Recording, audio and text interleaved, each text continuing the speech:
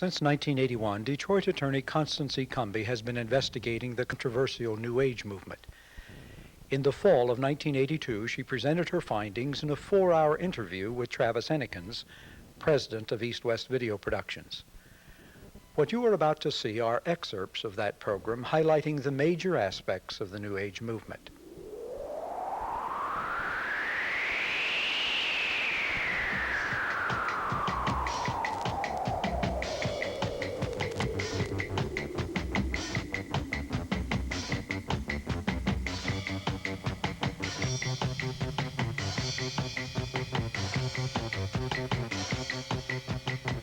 Now, just what is the New Age movement?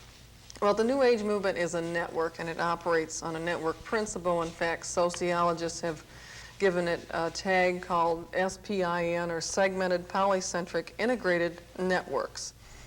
And the network is bound together by A, shared values, and B, in many cases, common mystical experiences. In fact, the mystical experiences seem to be the glue that holds the thing together at its center.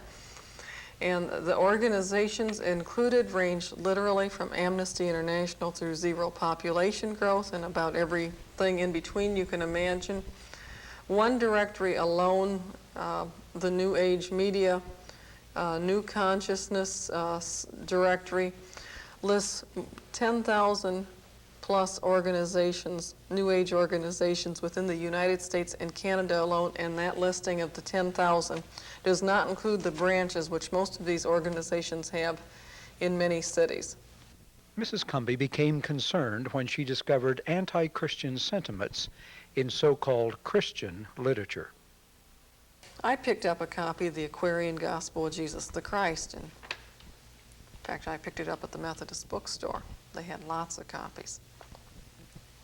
And looked inside, and some things excited me right in the introduction. It said on page 16 that one may enter fully into the spirit of the God of forces.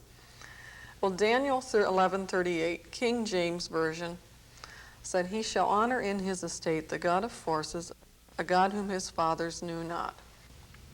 I looked at it and I thought, well, maybe this is a coincidence, and I continued to skim, and another page said that Jesus was not the Christ. Jesus was not always the Christ. He won his Christship by a strenuous life and by meditation, and became possessed of the Christ consciousness. Now, the Bible says in 1 John 2:22, "Who is a liar but he that denieth Jesus is the Christ. He is Antichrist that denieth the Father and the Son." I thought that's funny. Right in the introduction, we have two head-on tests of the Antichrist. And I continued to skim, and chapter 14 said that had John the Baptist talking, of course, to his pagan master who was initiating him into all the pagan occult mysteries. And he was asking why they had to have more sacred books and more sacred works and more revelation, because all the pagan books they already had were so wonderful, the Vedas, the Upanishads. And he was told very patiently by the pagan master that whenever there was a new age, that new light was needed, and that now Jesus was coming. Jesus was the flesh-made messenger to bring that light to men. But in the ages yet to come, man would aspire to still greater heights, and lights more intense would be needed, and they would be sent as needed. That's a lamp greater than Jesus. I said in the margin, that's a pretty neat trick. And said, and then at last a mighty master soul will come to earth to light the way to the throne of perfect man. I thought, aha, that sure looks like a direct satanic prophecy of the Antichrist. An old friend involved in mind sciences unwittingly revealed details about the New Age movement that alarmed Mrs. Cumbey even more. So we headed for a nearby deli and went inside, and I said, now tell me all about the mind sciences. I'm fascinated. And she said, well, it's part of the New Age movement. I don't know if you've heard of it or not. I said, no. And to tell the truth, I had not. And I said, no, does it maybe have another name? And she said, yes, it's known as the Age of Aquarius, or the Aquarian Conspiracy, or the Human Potential Movement. There are other names, but those are the most important. So I held up my copy of the Aquarian Gospel, and I said, Mary, is this by any chance part of it?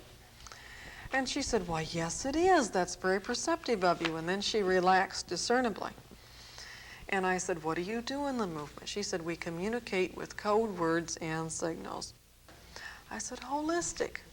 And she almost flew off her chair. She said, why, yes, that's it. I said, spaceship Earth, yes. Global village, yes. Small planet, yes. Crowded planet, yes. Paradigm, interdependence, transformation, discipling, and she told me quite a few more. I said, well, what do you communicate about? And she said, we believe the mind operates on principles just as your body operates on principles. And if you want your mind to work efficiently for you, you'd better know the principles. I said, well, that sure sounds logical to me. What are some of the principles? And she said, and the most important principle of all is karma. Well, I had noticed running through all these books a discernible trend towards Easternization of our religions. So I said, karma? Mary, could this conceivably have anything at all to do with Eastern religions? And she said, well, yes, Eastern religions are part of it, but we're much bigger than the Eastern religions. Eastern religions, another clue in the mysterious puzzle, led her down some sinister paths. I started investigating, and my investigation led me into occult bookstores, which I'd never been into before, because this realm of investigation led me straight into the occult, which is what this movement is. It's occultic-based, mystical-based, and it has infiltrated every segment of our society, and unfortunately most Christians are blissfully unaware. It would be coming from the Eastern religions and occultic sources. And certainly we never dreamed that these concepts would be invading our churches, because we're just not familiar with what these occultic New Age concepts are. But the New Agers were also quite confident that we would never learn, because they state time and time again in their books they just don't have to worry about these materials falling into the wrong hands. Nobody but an initiate could understand it anyway. Of course, I wrote a big ha-ha on the margin. God dispenses wisdom, not the so-called masters of wisdom. And this basically is how I got going and how I came to take a look into the New Age movement. And I didn't do this when Benjamin Creme and his newspaper ads emerged. I had been looking at the movement for better than a year before I learned of Benjamin Creme and the movement. In that year, she found more than 2,000 sources of information on the movement, its history, and its founders. The movement is based on what are known as the old mystery traditions, or the old mystery teachings, and these groups say they're working actively for the restoration of the mysteries. And its modern roots can be traced from approximately 1875. That's when Helena Petrovna Blavatsky founded the Theosophical Society under the direction of the so-called masters. We have the writings of Alice A. Bailey. Alice is probably the most important figure of all time in the New Age movement, with the exception of Blavatsky, whom she rivals for that role. She wrote the books that Benjamin Creme said, go read for more information on what's going on. Her books are at the top of the David Spangler reading list for more information about his activities. Things such as the externalization of the hierarchy, discipleship in the New Age, the reappearance of the Christ, same title as Creme's book. We had George Gurdjieff and P.D. Ouspensky, and they were Russian writers who claimed that man basically was in a state of unconsciousness, and by various shock treatments they could rouse him to a state of consciousness. And then a name that I'm sure is going to be very surprising to you, H.G. Wells. Now, I bet you thought he wrote nothing but science fiction. Not so. Not so. Well, it's probably the ultimate in science fiction, if you're going to take the book of Revelation, as the losers were the science fiction folks. The winners paid attention to fact. But H.G. Wells wrote The Open Conspiracy, Blueprints for a World Revolution. And he wrote an outline of history. Now, the reason he wrote his outline of history, it's a 2-volume set that finds its way into most home libraries, was admittedly for giving an intellectual base to this movement. And he wrote in his The Open Conspiracy, Blueprints for a World Revolution, that's why he was writing the outline of history. Now, if you want to find out what's going on in the movement, go back and read H.G. Wells and Alice A. Bailey. Between their two books, you can figure out the whole plan. And Lucis Trust has said many times in their publications that H.G. Wells was a forerunner. We have a modern figure in the movement, too, who's David Spangler. You've probably heard me mention him before. David Spangler is probably the most important figure in this movement since Alice A. Bailey. He wrote some books I've quoted from in my previous lectures. Revelation, The Birth of a New Age. That's considered a favorite New Age Bible. Reflections on the Christ, and he doesn't mean Jesus either. Links with Space, and in that book, Links with Space, he has transmissions from Lord Maitreya. A rather frightening aspect of the movement is the important status given to Lucifer. The New Age movement does include full-fledged worship of Lucifer.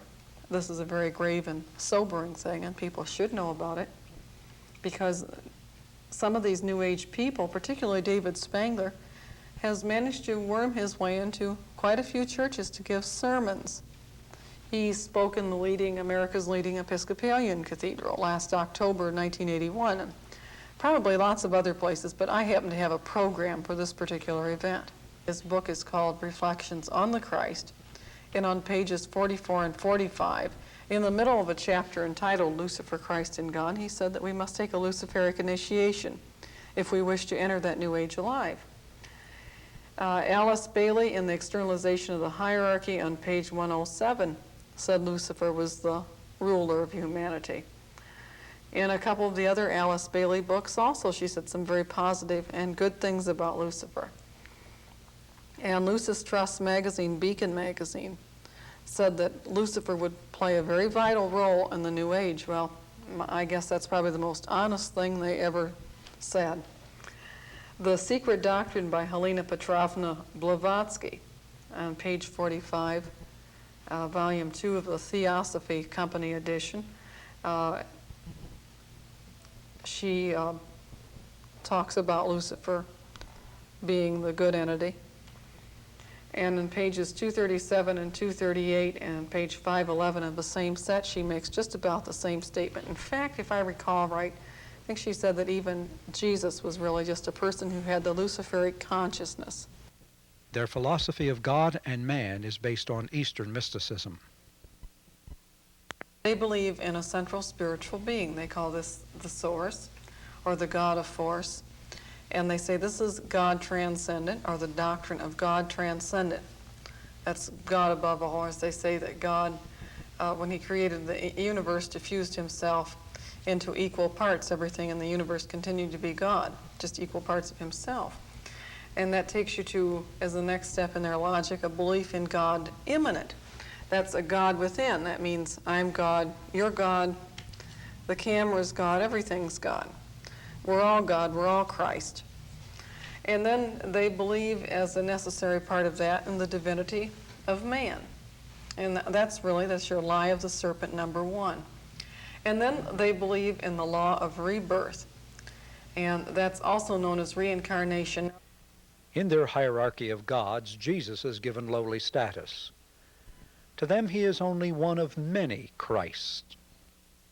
And then they believe that God is an inferior being to something known as the solar logos. Now they have an organization chart of the gods, which I've shown you. And that has the solar logos just a notch above the Trinity. Incidentally, Jesus is way down at the bottom of that chart. If he were any lower, he'd be pushed all the way off. And then they believe that Jesus and the Christ are two separate entities. New Agers anticipate the imminent appearance of a new Christ. And they teach the law of avatars. That's a belief that at the start of each and every new age, the solar logo sends the Christ who overshadows a human being. And of course, this is nothing more than good old-fashioned demonic possession, and imparts necessary teachings to the world to help the world move forward into the new age. And then they believe in salvation by initiation and works. Initiation is a key component of the New Age movement. belief in salvation by initiation and works rather than salvation by grace characterizes every one of these New Age cults. They believe in the interconnectedness of all things. That's what they call the doctrine of wholeness. Another name for this concept is Atman. And another thing they do or call this movement is the doctrine of at-one-ment, AT-ONE-MENT. And this is as opposed to the Judeo-Christian Orthodox beliefs in the doctrine of atonement. The ultimate goal of the New Age movement depends on the success of their worldwide conspiracy called the Plan. They're operating on the basis of an elaborate scheme to deceitfully take over the world and institute a new world order. They call this scheme the Plan, and they capitalize the in plan. In fact, Benjamin Creme in his book had a little section entitled How the Plan is Working Out. Well, I went back and checked, and I found there were lots of materials in the New Age movement. The Alice Bailey books were replete with references to the Plan. The Agni Yoga teachings were full of references to the Plan. The Helena Petrovna Blavatsky writings were full of references to the Plan, as are many of the other occult writings. And in fact, almost all the New Age writings, including David Spangler, will make reference at one time or another to the Plan. In accordance with the Plan, they openly announced plans to bring out a New Age Christ, and of course that's the newspaper article we were talking about, Maitreya the Christ. And they blatantly announced his presence in the world by expensive newspaper ads that ran worldwide on April 25th, 1982. And in accordance with that plan, they have announced a timetable to hopefully institute their New World Order no later than June 21st, 1983, in a program which they call Planetary Initiative for the World We Choose. In The Rays and the Initiations by Alice A. Bailey, she defined the line of their great invocation, which includes a line saying, "May light and love and power restore the plan on earth, and may it seal the door where evil dwells." She defined sealing the door as getting rid of Jews, Christians, and uncooperative Muslims. It's pretty explicit. That's what sealing the door means, shutting evil into its own place. The New Age movement is proposing to implement all of the systems set forth in Revelation chapter 13. They propose to abolish cash money. The externalization of the hierarchy laid that out. You can find it in pages 569, 573, 580, and 581. When Benjamin Creme lectured in Detroit, he stated that one of the first things the new Christ would do would be to take inventory, freeze assets, redistribute the assets, and go to a more rational means of exchange, such as a computerized barter economy. He has also mentioned this in his book in several spots, The Reappearance of the Christ and the Masters of Wisdom. One such reference is on page 170 and 171. They propose to give every single world resident a number and require the usage of this number in transactions of any sort.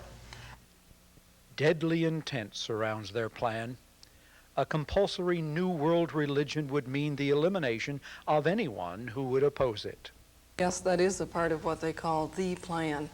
According to Alice Bailey, the three goals of the new Christ and of the hierarchy, the so-called hierarchy, were to, number one, restructure Christianity so as to get rid of existing theologies. Number two, abolish Orthodox Judaism just as quickly as possible. And the third goal was revelation in preparation for a new world religion. Benjamin Creme followed suit with Alice Bailey, and on page 62 of his book, The Reappearance of the Christ and the Masters of Wisdom, he stated that there would be the sword of cleavage for all who would not accept the Christ and his new ways, including his new world religion. Interestingly enough, almost identical language was used in Mein Kampf by Adolf Hitler, saying that the fault with Christianity was the fact that it was out of the outworn Jewish dispensation. Benjamin Creme said the same thing about the problem with present-day Christianity. It was straight out of the outworn Jewish dispensation. The New World religion itself features all the things I told you about earlier. Plus, they intend to institute some new religious holidays. They intend to get rid of Christmas and Good Friday and set up a series of pagan festivals, including the Wesak festival and a festival of what they call Festival of the Christ, Maitreya the Christ, that is. Now, the Bible did say that he shall think to change times and laws, and that's exactly what these people intend to do. Part of that change includes a New World Order with some alarming features. Running God's Plan by Foster Bailey. The hierarchical goal for United Nations is set forth on pages 14 and 15 of that book, which bore a 1972 copyright date. And he said there that another approved hierarchical plan or project is the uniting of the nations of Europe in one cooperating, peaceful community.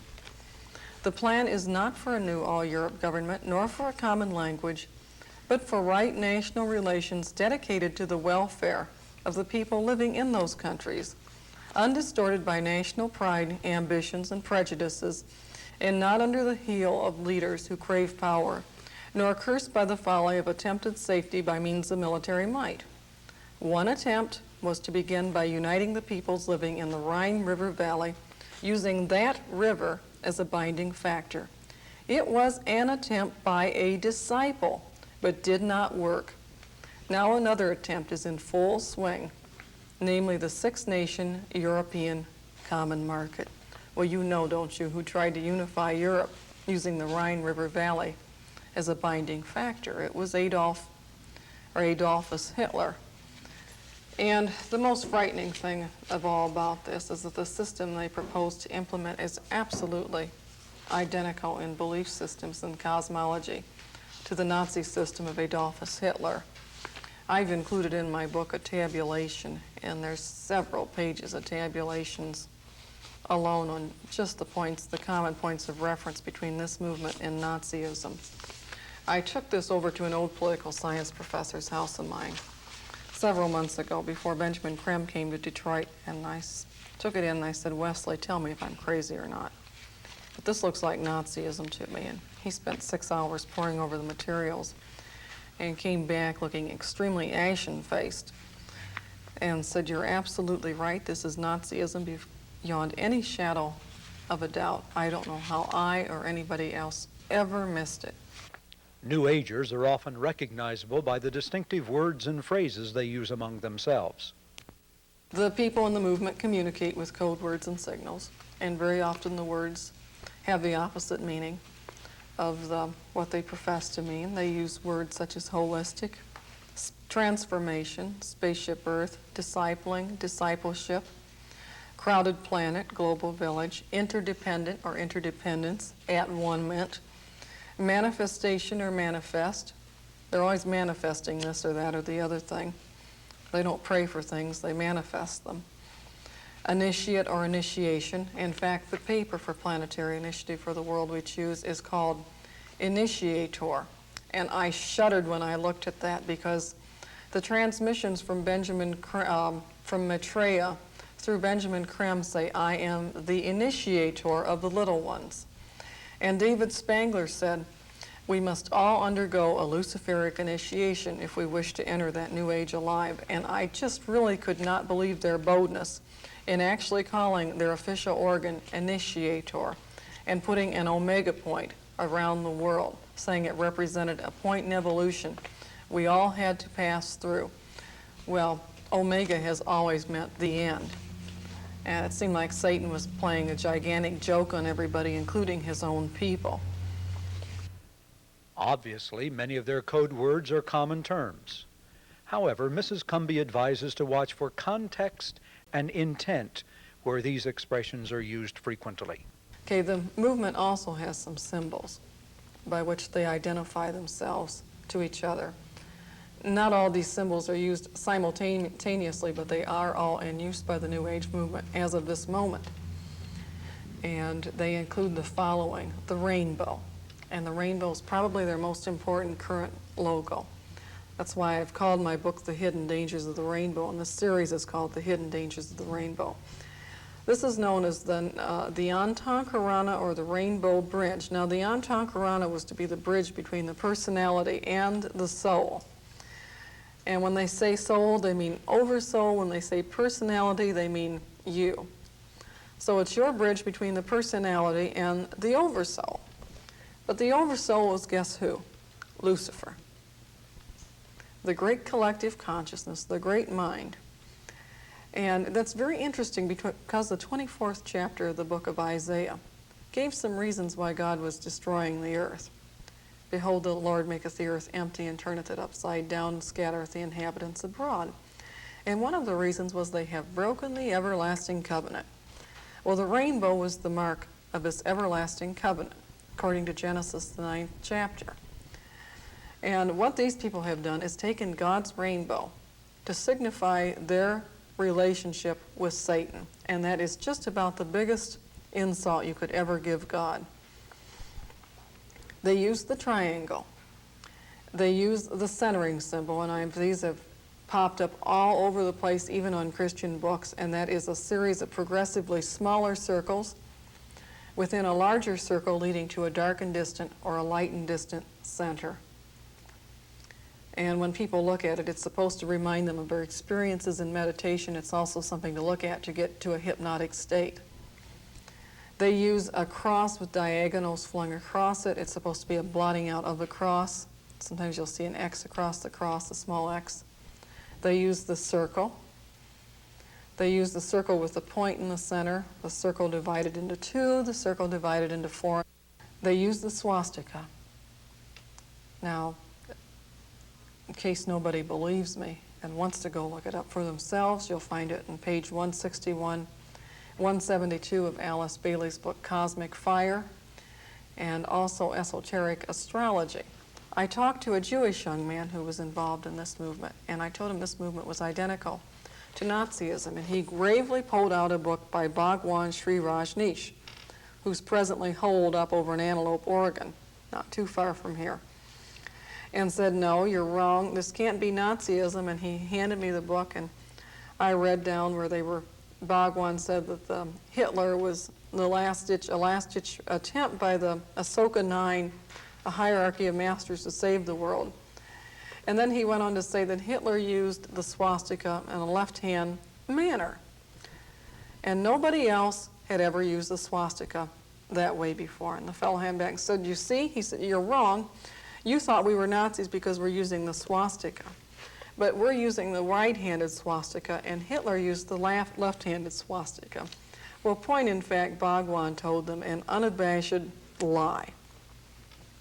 He outright lied to them, and he knew it better than anybody else. The swastika was used interchangeably. To those acquainted with the Bible, this last symbol comes as no surprise. They used the 666, and that's a common symbol for the movement. The cover of the Aquarian Conspiracy by Marilyn Ferguson, which contains an etching by Escher, is a 666. The page 79 of The Rays and the Initiations by Alice A. Bailey calls 666 a sacred number. After all her research and study, Mrs. Cumbey believes that this rapidly expanding New Age movement could well be the forerunner or even the initial stage of the kingdom of the Antichrist. Such convictions understandably trigger strong reactions. In fact, I felt like I'm in the position of a person who is out working on a road paving crew. And I turn around and I hear loud noises, and I see elephants stampeding down the road towards us. Now, I have 3 jobs as I see it. There's no way I can go back to paving that road and pretending I didn't see the elephants. First of all, I've got to get out of the road. And secondly, I've got to tell everybody else, hey, the elephants are coming. You'd better get out of the road. And third, if there's still time, I'd like to scare the elephants into going back the other direction. Now, the times are in God's hands. These people can make all the silly plans they want, and unless God is ready, nothing can happen. But there's a possibility that God could be ready. The world looks very, very close to the state prophesied in the Bible for the last days. And I think our people should be alert and aware. And as Christ said, keep watching, and when you see these things come upon the earth, then lift up your head and rejoice, for you know his coming is near, even at the door.